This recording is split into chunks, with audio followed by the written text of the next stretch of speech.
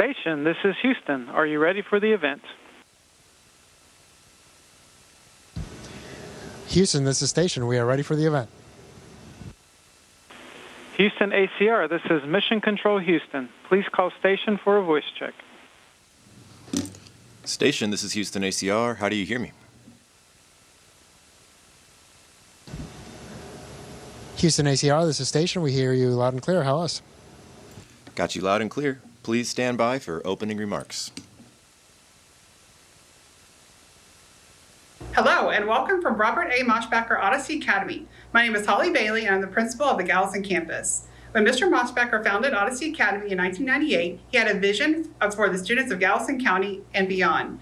He wanted to create enriched opportunities for students and their families. We are very thankful and excited about this enriched out-of-this-world opportunity for our students.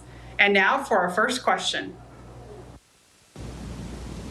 Hi, my name is Deanna Womack. My question is, what happens when you first return to Earth and get off the spacecraft?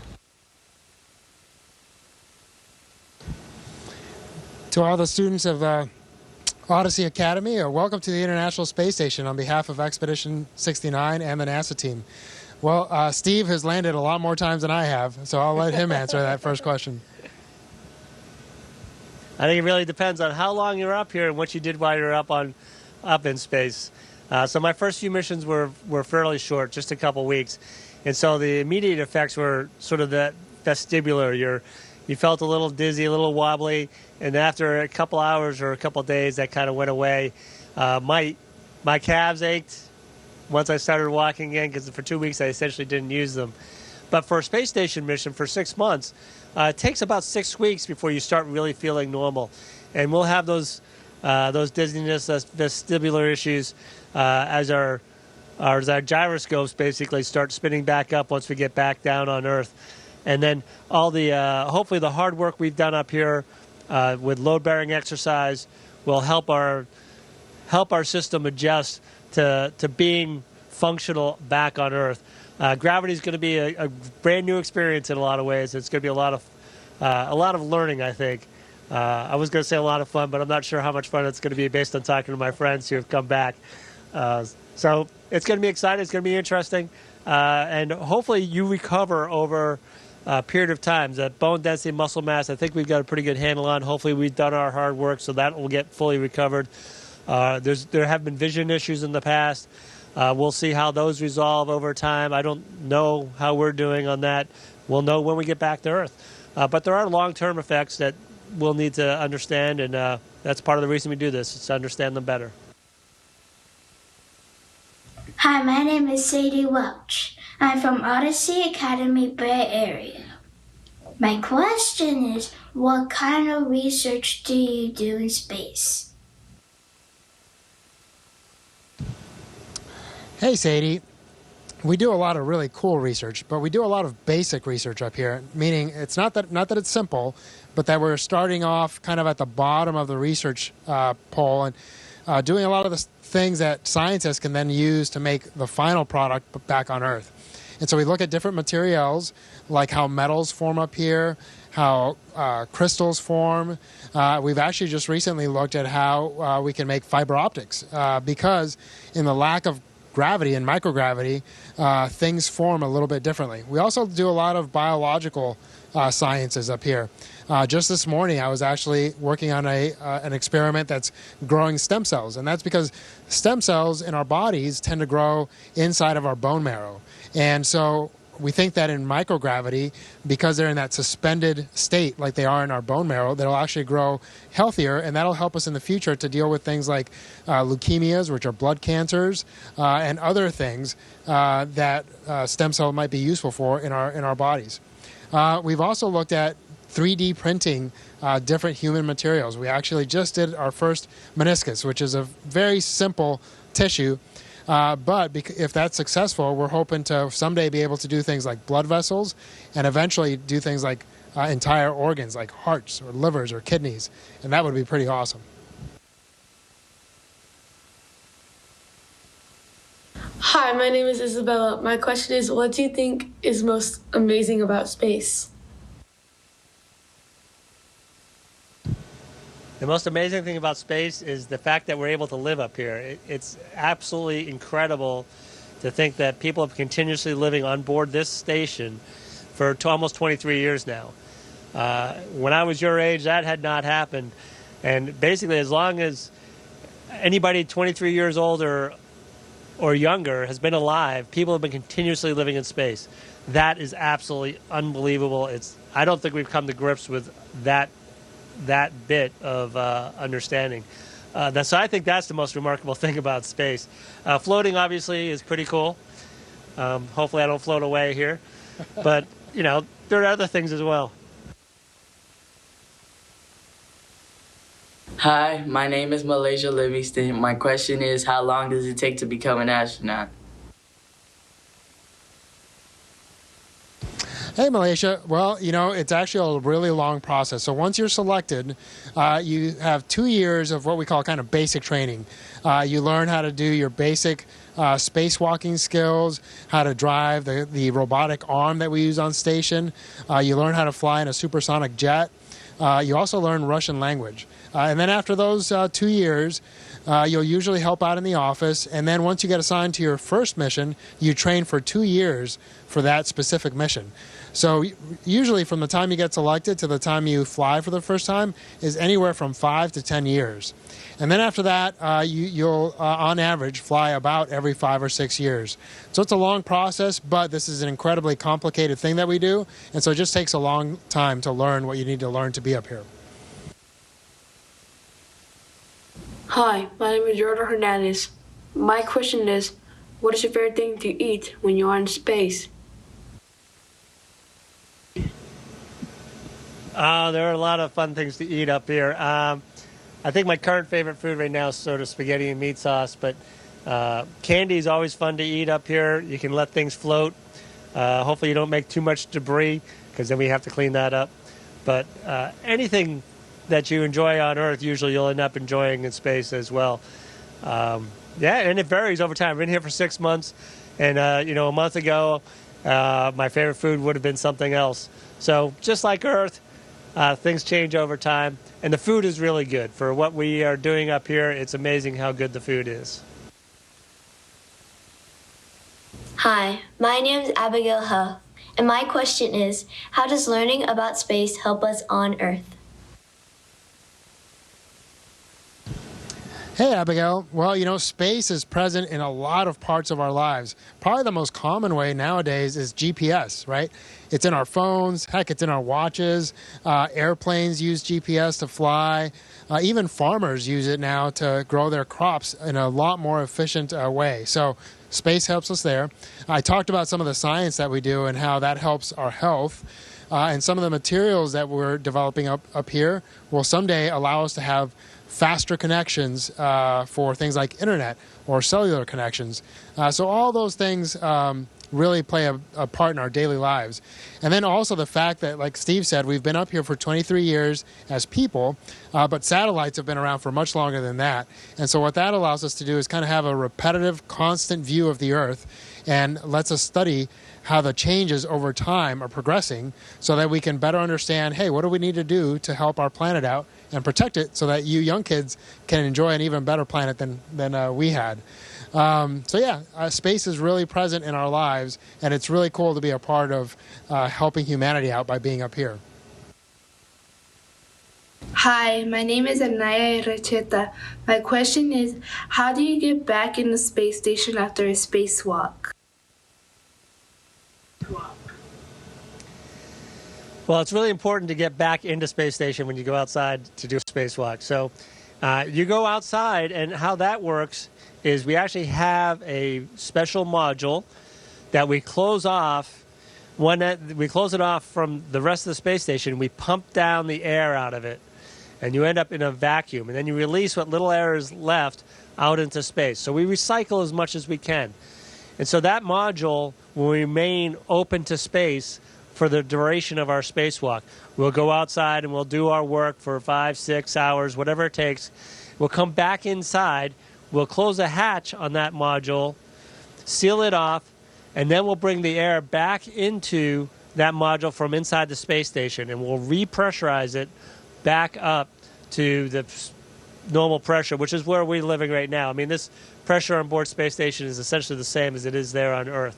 But we have a special module called an airlock, and that literally locks in air or locks out air depending on what you're doing. Hi, my name is Sadie Welch. I'm from Odyssey Academy, Bay Area. My question is, what do you do for entertainment in space? Hey again, Sadie. Well, you know, we quite a few different things. The best thing we do is hang out with our friends up here, and we tend to do that a lot. We'll eat meals together, hang out at night, and just talk about what we did during the day or talk about things back home. We also have a library of movies that we can watch, and there's some brand new movies and there's some really old movies, and you can kind of catch up on any movies that you may not have seen before. And then a lot of us just enjoy reading. You know, a way to just relax is you read a book and listen to some music and just enjoy. But really, yeah, we try to do things that allow us to relax and take a break from the work that we do up here. Hi, my name is Elijah Arena. My question is, what material is used to make astronaut boots? So the material that is used to make astronaut boots, it's actually, it's a multi-layered material. So you've got, it's hard to explain, but there's different layers of cloth that have different purposes. There's a rubber bladder on the inside with a metal seal that connects it to the suit if you're going outside. Actually, right now, we should probably say this. I'm in socks, so I don't wear boots inside. Rarely, I guess when we're running on the treadmill, we wear boots. We wear shoes of some form. But when you go outside, the boots we wear are very special because they not only have to seal the air in, so there's a metal seal and a rubber liner on the inside, but then it has to protect you from the environment of space. Not just the vacuum, but the extreme heat, the extreme cold, even a little bit of micrometeorite protection. So it has many layers that provide those that protection for your boots. It's the same as the rest of the suit. It's pretty remarkable material. Hi, my name is Jan, and my question is, why do astronauts' muscles get weaker in space?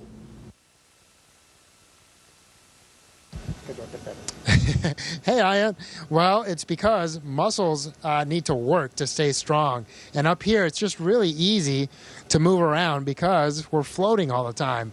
And so your legs especially, they're not, you're not standing up, you're not walking, you're not running. And so they just get weaker because you don't use them quite as much as you normally do back on Earth.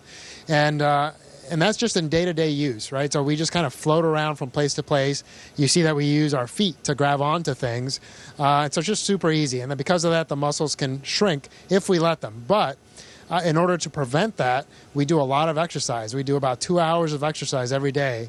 And that's to keep those muscles strong.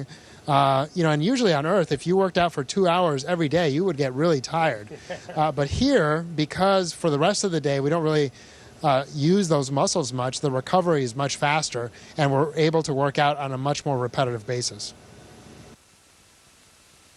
Hi, my name is Emily Garcia, and my question is, what safety processes do you go through to get ready for launch? There is a huge team of people who work really hard to ensure that all of the engineering specifications and everything that we can think of is ready for the launch of a vehicle. And that process actually continues for the space station, which has been up here for 23 years. There are people continuously looking at the environment of the space station, any new pieces of equipment that come up here, the way we have configured or set up our racks and our power supplies and anything else we do. There's always a team of safety people looking hard to keep us safe. And so it sort of starts with the design. We design to be safe, and then you inspect and verify that you're meeting those requirements. And then as things change, you have to assess and continuously assess the safety aspects for launch. You know, there's no way to make things perfectly safe. You cannot think of everything possible problem that could exist. And so there is risk obviously involved in all of this. But we do our best with our current understanding to make things as safe as possible. Hi, my name is Carson Cook, and my question is, how does your body react when you are launching at such high speeds? Hey, Carson. Well, it feels kind of like you're on a roller coaster, or maybe a really fast jet, if you've ever been in one of those, or a really fast car when you first hit the accelerator. And so you have a lot of what we call G-forces, but the good thing is that they're not acting to get the blood out of your head, which would really make you pass out. We sit or lay in a way that those forces go through our chest. And so it makes it a little bit more difficult to breathe. It almost feels like somebody or something is standing on your chest when you're trying to breathe. But you're able to think really clearly, and you're able to do things. It's just really a little bit harder to move your arms or move your fingers against those forces. But generally, that's about it, and you're able to function at your full capacity. Hi, my name is Anaya Pugh, and my question is, what is the hardest part of everyday life in space?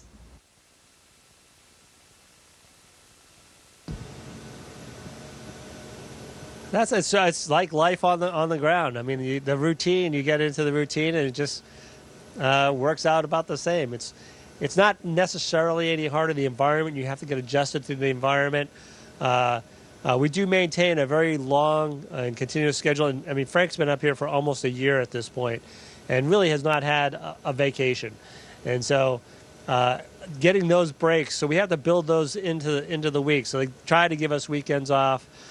We try and find ways to allow ourselves to relax and do that recovery.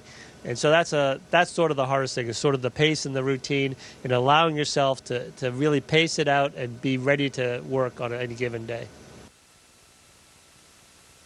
Hi, my name is Omar Sanchez. What kinds of things do you think we might learn about the moon that we don't already know from the Apollo missions?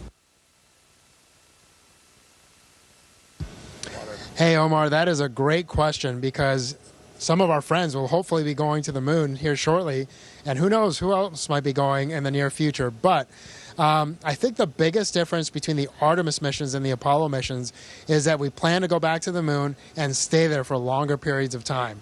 And so to do that, we have to just think about things a little bit differently. For instance, how do we produce energy so that we can use it for longer periods of time?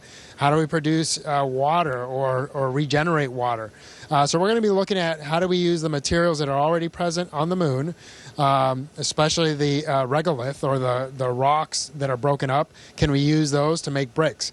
We've also found out since the Apollo missions that there's ice on the moon. And can we use that ice both for our day-to-day living and, more importantly, to generate fuel or energy for our spacecraft? And so really, I think the biggest difference is going to be that we're going to go there, we're going to stay much longer, and hopefully the things we learn in staying longer will help us explore deeper into our solar system and our universe someday. Hi, I'm Aya, a structural design engineer at Boeing and a member of the ISS Mimic team. And on behalf of all of the students at Odyssey Academy, I'd like to thank you for your time with us today. All right, well, thank you so much to all the students at Odyssey Academy. We want to give a shout out to Matt B. from all your friends at JSC, but to all the students, thank you so much for your curiosity and your desire to learn. That's probably the best thing about being an astronaut, is that we have a job that allows us to continue to learn every day and to continue to grow, and I encourage you to do the same. All right, you guys take care. Have fun. Station, this is Houston ACR, and that concludes the event.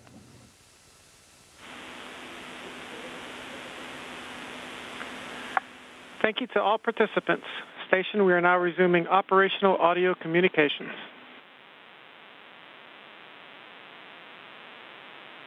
Copy, thanks, man.